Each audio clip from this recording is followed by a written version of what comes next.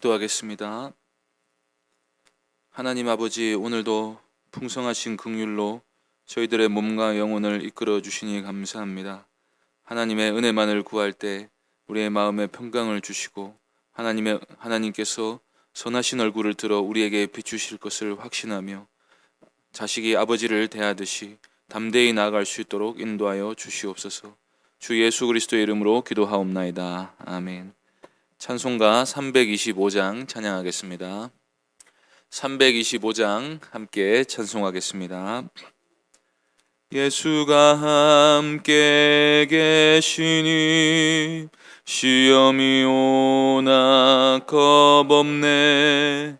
기쁨의 근원 되시는 예수를 위해 삽시다. 날마다 주를 섬기며 언제나 주를 기리고 그 사랑 안에 살면서 딴 길로 가지 맙시다. 이 세상 사는 동안에 주 이름 전파하면서 무한한 복락 주시는 예수를 위해 삽시다. 주를 섬기며 언제나 주를 기리고 그 사랑 안에 살면서 딴 길로 가지 맙시다. 이 세상 친구 없어도 예수는 나의 친구니 불의한 일을 버리고 예수를 위해 삽시다. 날마다 주를 섬기며 언제나 주를 기리고 그 사랑 안에 살면서 딴 길로 가지 맙시다. 주께서 심판하실 때 잘했다 칭찬하리니 이러한 상급 받도록 예수를 위해 삽시다. 날마다 주를 섬기며 언제나 주를 기리고 그 사랑 안에 살면서 딴 길로 가지 맙시다. 하나님 말씀은 요한2서 7절에서 13절까지입니다. 신약성경 395쪽입니다. 요한2서 7절에서 13절, 마지막 절 13절까지입니다. 요한2서 7절부터 13절까지 한 절씩 교독하겠습니다. 미혹하는 자가 세상에 많이 나왔나니 이는 예수 그리스도께서 육체로 오심을 부인하는 자라. 이런 자가 미혹하는 자요 적그리스도니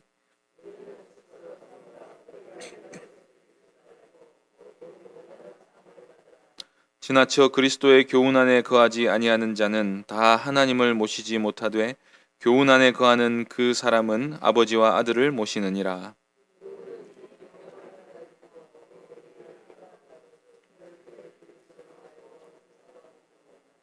그에게 인사하는 자는 그 악한 일에 참여하는 자임이라.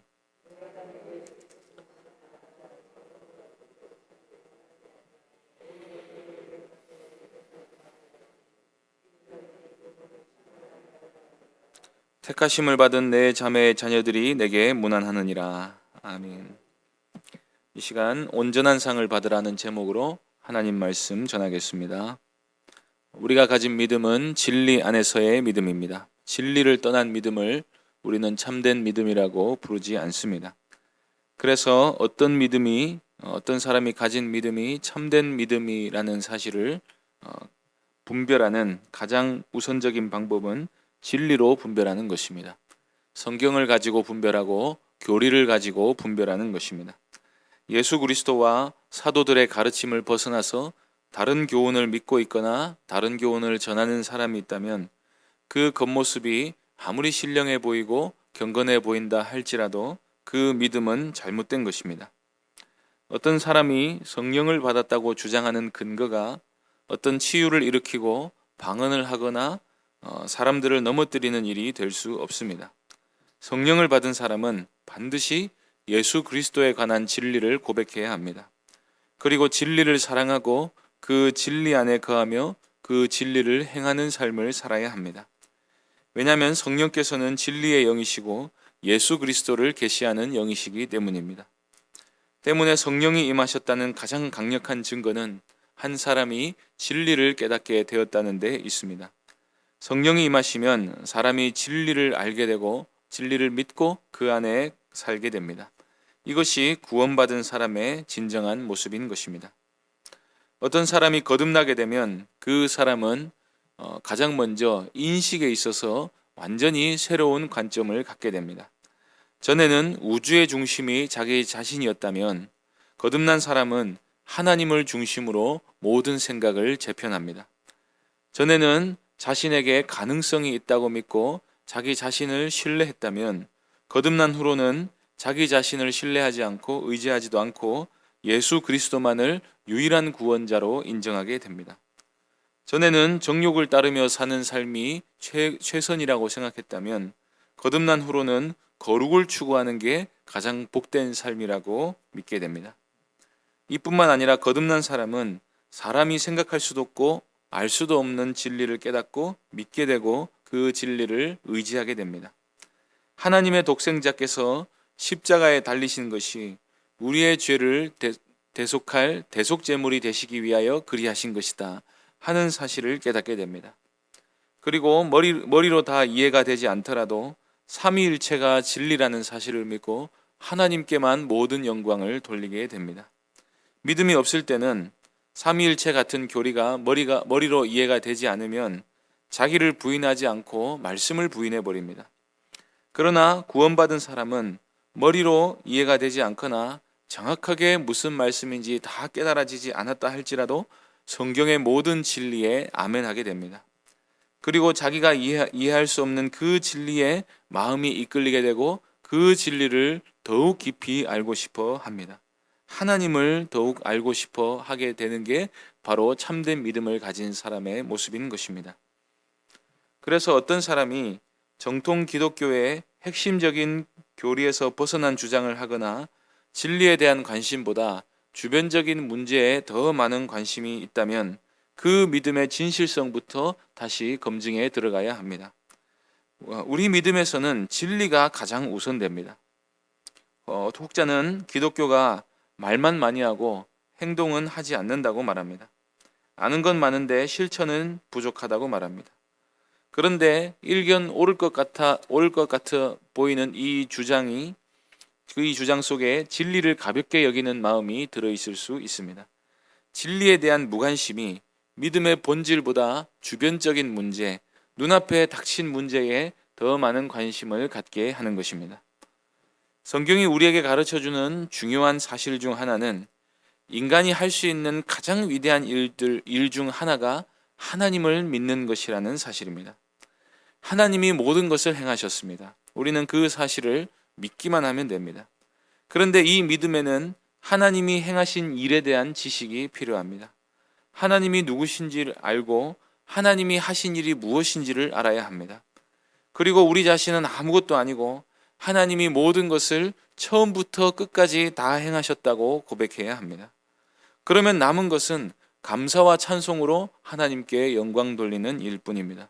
참된 믿음은 감사와 찬송을 낳습니다. 인간이 그 이상의 무슨 더 위대한 일을 해야 되는 것이 아닙니다.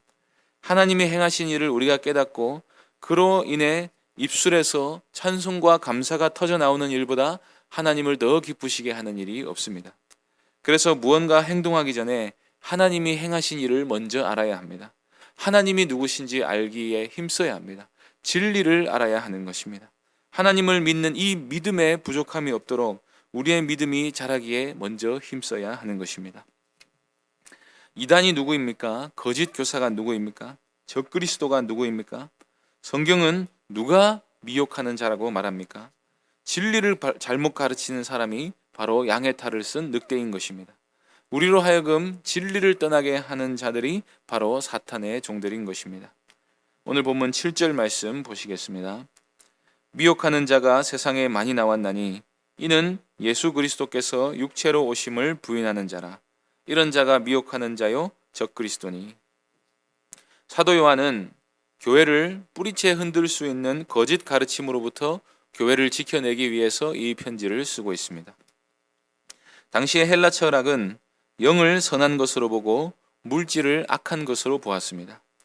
그래서 하나님의 아들이 육체로 오셨다는 말을 헬라 문화권에 있는 사람들은 받아들이기가 어려웠습니다. 그래서 역사적인 사실과 사도들의 가르침이 있는데도 불구하고 자기들 마음대로 복음을 고쳤습니다. 복음의 가르침을 수정했습니다. 만일 그들에게 성령이 임하셨다면 본인들이 평소에 어떤 철학을 가지고 있었든지 간에 그 모든 지식을 배설물로 여기고 예수 그리스도께서 육체로 오셨다고 고백했을 것입니다. 그런데 그들은 진리를 깨닫지 못했습니다. 이것이 바로 결정적으로 다른 것입니다. 이단이란 달을 이자에 끝단자를 쓰는데 끝이 다른 것, 본질이 다른 것, 근원이 다른 것을 이단이라고 하는 것입니다. 혹은 사입이라고 하는데 비슷해 보이지만 사실은 아예 다른 것을 말하는 것입니다. 이단이 왜 이단이 됩니까? 어떤 경우에는 이단이 정통을 자처하는 기독교인들보다 훨씬 더 그럴듯해 보이는 삶을 살아내기도 합니다. 정직하게 음식을 만들고 세상의 타락한 문화로부터 자신들과 자녀들을 지켜내려고 힘쓰는 이단들도 많이 있습니다. 그러나 이단이 이단인 이유는 삶을 보고 평가하는 게 아니라 가르침을 보고 평가하는 것입니다. 믿음이 잘못되면 나머지 모든 것이 잘못될 수밖에 없습니다. 예수 그리스도에 관한 지식이 잘못되었다는 것은 단순히 잘못 배웠기 때문만이 아닙니다. 성령이 임하시면 예수 그리스도를 잘못 알 수가 없는 것입니다. 성령은 우리를 진리 가운데로 인도하시기 때문에 혹시 우리가 오해하고 있더라도 반드시 바른 길로 인도하시게 되어 있습니다. 사도 요한은 바로 이것을 시금석으로 삼아서 거짓 교사들을 분별하라고 했습니다. 당시에는 기독교인을 자처하지만 헬라 철학의 영향을 많이 받아서 예수 그리스도의 성육신을 부인하는 거짓 교사들이 많이 있었습니다. 그러면 예수 그리스도께서 육체로 오신 건 아니다. 이 지식 하나만 잘못되는 게 아니라 성경의 가르침과 배치되는 온갖 가르침들을 그 위에 덧붙이게 됩니다. 잘못 믿으면 바른 행위를 가질 수가 없습니다. 예수님이 육체로 오시지 않았다면 육체는 아무런 의미가 없는 것입니다. 그러니 영이 구원받으면 육체는 아무렇게나 써도 상관없다 하는 가르침이 바로 여기서부터 나오는 것입니다. 그래서 요한은 미혹에 속지 말고 진리 안에 우리가 거해야 한다고 말씀합니다. 그래야 하나님이 우리에게 주시는 최후의 상을 받을 수 있다고 말씀합니다. 8절 말씀 보겠습니다. 너희는 스스로 삼가 우리가 일한 것을 잃지 말고 오직 온전한 상을 받으라. 여기서 우리가 일한 것이라 하는 말은 사도들이 복음을 전한 사역을 하는 것을 말합니다. 사도들이 바른 복음을 전했기 때문에 그들은 성령을 받을 수 있었습니다. 그런데 만일 그들이 다른 교훈을 받아들이면 구원에서 멀어지게 될 것입니다. 요한은 여기서 우리에게 임한 성령이 떠나신다거나 한 번 받은 구원이 취소될 수 있다 그런 말을 하는 것은 아닙니다. 우리가 그만큼 삼가야 한다는 말입니다. 사도 바울이 갈라디아 교인들을 보면서 너희가 성령을 받았는데도 어찌하여 다른 복음을 따르느냐 하고 말한 것과 같은 맥락입니다. 어리석게도 우리가 미혹을 받을 수가 있다는 것입니다. 성령께서 진리를 깨닫게 해주셨지만 우리가 그 진리 가운데 있기를 거부하고 미혹하는 영을 따를 가능성이 있는 것입니다. 이렇게 되면 신앙생활이 매우 어렵게 됩니다. 혼란 가운데서 아무것도 분명한 것이 없는 채로 영적으로 방황하다가 인생을 허비하게 될 수 있습니다.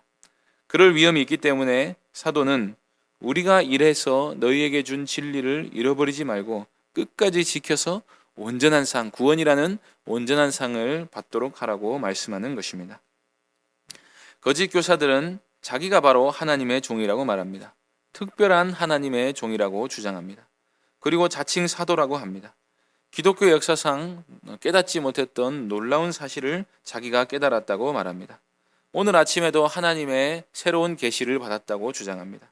어젯밤에는 지구 반대편에 있는 사람과 영으로 교통하고 왔다고 주장합니다. 하나님과 각별한 사이이기 때문에 하나님께 무언가 말할 게 있으면 자기를 통해 이야기하라고 합니다. 지금 내가 하나님의 은혜를 간구할 테니 빨리 전화기를 들어서 병자들에게 전화를 걸라고 합니다. 그러나 누가 어떤 영적인 권능을 가진 것처럼 보인다 할지라도 성경의 가르침을 떠났다면 그 사람은 사탄의 종일 뿐입니다. 9절 말씀 보시기 바랍니다. 지나쳐 그리스도의 교훈 안에 거하지 아니하는 자는 다 하나님을 모시지 못하되 교훈 안에 거하는 사람은 아버지와 아들을 모시느니라. 아버지와 아들을 모시는 사람이 누구입니까? 교훈 안에 거하는 사람입니다. 참된 교훈, 복음 진리, 바른 교리, 이 안에 거하는 사람만이 하나님을 마음에 모신 사람인 것입니다. 하나님께서 우리 마음에 계시다는데 진리를 이탈하면서도 양심에 아무 거리낌도 없고 생각이 혼란스럽지도 않다는 게 말이 안 된다는 것입니다. 대단한 확신을 가지고 성경을 떠난 사람이 있다면 그 사람은 양심이 화인 맞은 사람이지 아버지와 아들을 모시는 사람이 아닙니다. 여기서 요한이 특별히 말하는 교훈은 예수 그리스도께서 사람이 되셨다는 교훈입니다. 육체를 입은 게 아니고 사람이 되신 것입니다. 이것은 복음 진리 전체를 요약하는 교리입니다.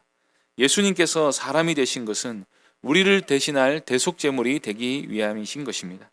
또한 부활하셔서 우리 부활의 보증이 되기 위함입니다. 또한 성경에 예언된 대로 우리들의 영원한 왕이 되시기 위해서 사람이 되신 것입니다. 그런데 오늘날 성령 운동을 한다는 사람들을 보면 예수 그리스도가 완전히 빠져 있습니다. 예수 그리스도께서 사람이 되시든 말든 관심이 없습니다. 그저 성령만을 구합니다. 왜냐하면 성령을 통해 어떤 종교적 신비를 경험하거나 치유나 내적 평안을 경험하기를 구할 뿐이지 말씀을 추구하지 않기 때문입니다. 따라서 우리 신앙의 중심에는 반드시 예수 그리스도께서 계셔야 합니다. 예수 그리스도에 대한 관심은 없으면서 기도하고 응답받아서 땅에서의 삶을 잘 사는 게 신앙생활의 전부라고 여기거나 신비 체험만을 추구하거나 어떤 종말론에만 특별한 관심을 가지거나 한다면 그 믿음을 뿌리부터 점검해 보아야 합니다. 이 편지를 받은 교회는 이제 어떤 사람이 순회 설교자라고 주장하면서 교회를 방문했을 때 예수님이 육체로 오셨다는 사실을 믿는지 아닌지 물어보기만 하면 됩니다. 이 부분에 있어서 그의 가르침이 불순하다면 그 사람은 교회에 들이지도 말고 인사도 하지 말아야 합니다. 순회 설교자는 자기 특별한 생업이 없이 교회에서 주는 사례로 먹고 사는데 만일 그런 거짓 교사들의 생계나 활동비를 챙겨주게 되면 그 악한 일에 동참하는 꼴이 되고 만다고 요한이 경고하고 있습니다. 교회는 진리의 기둥과 터입니다. 온 성도들이 함께 깨어서 가르침을 전하는 사람이 진리 안에 있는지 벗어나 있는지를 아주 예민하게 살펴야 합니다. 그래서 복음 진리가 선명하게 드러나야 영혼을 살리고 세우는 일을 이 시대의 교회가 감당할 수 있는 것입니다. 이 긴급하고도 기묘한 가르침을 간단히 편지에 쓴 다음에 요한은 더 쓸 말이 많지만 편지보다는 대면하여 말하고 싶다고 하고 있습니다. 우리가 그동안 코로나 때문에 오랫동안 비대면으로 무언가를 많이 해보았는데 그 결과는 교회가 상당 부분 기쁨을 잃어버리고 힘을 잃어버리게 되었다는 것입니다. 교회는 모여야 합니다. 대면하여 볼 때 함께 모여 하나님을 예배하고 말씀 들을 때 교회는 힘이 생기는 것입니다. 사랑은 서로에 대한 관심입니다.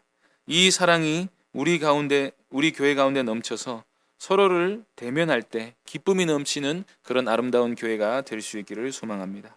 진리 안에서 풍성한 사랑의 교제가 넘쳐서 잘못된 가르침을 멀리하고 사랑으로 서로 하나가 되고 하나님의 말씀을 진리 안에서 행하여 그 사랑이 뜨겁게 되어 하나님을 가까이 섬기고 참된 교회다운 모습을 드러낼 수 있는 아름답고 복된 교회가 될 수 있기를 간절히 소망합니다. 기도하겠습니다. 하나님 아버지, 우리에게 진리를 가르쳐 주시고 예수 그리스도를 알게 하여 주시고 진리를 따르는 마음을 우리에게 허락하여 주시니 감사합니다. 교회다운 모습에서 이탈하는 것이 바로 이 진리를 떠날 때라는 사실을 오늘 우리가 배우게 되었습니다. 이 말씀을 기억하면서 오늘도 예수 그리스도를 알기에 힘쓰게 하여 주시고 주께서 우리에게 명령하신 그 계명을 따라 살아가게 하여 주시옵소서. 주 예수 그리스도의 이름으로 기도하옵나이다. 아멘. 하늘에 계신 우리 아버지여, 이름이 거룩히 여김을 나라의 임하옵시며 뜻이 하늘에서 이룬 것 같이 땅에서도 이루어지이다.